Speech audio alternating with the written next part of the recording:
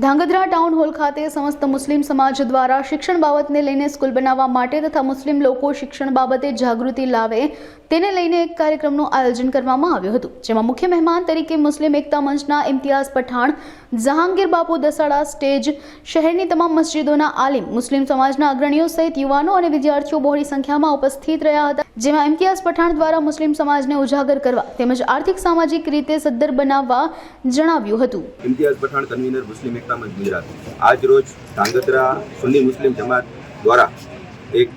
શિક્ષણ ઉપર સમાજમાં અવેરનેસ આવે, યુવાનો મુખ્ય પ્રવાહમાં ભળે, વ્યસનથી મુક્ત થાય અને પોતાનો સામાજિક, આર્થિક અને શૈક્ષણિક વિકાસ સમાજ કઈ રીતે કરી શકે આ વિષય ઉપર મુસ્લિમ સમાજના આગેવાનો, રાહબરો, ચિંતકોની એક બેઠક મળી હતી। ખૂબ બહોળી સંખ્યામાં ધાંગધ્રાના મુસ્લિમ સમાજના લોકો પણ ઉપસ્થિત રહ્યા હતા અને આ મિટિંગની અંદર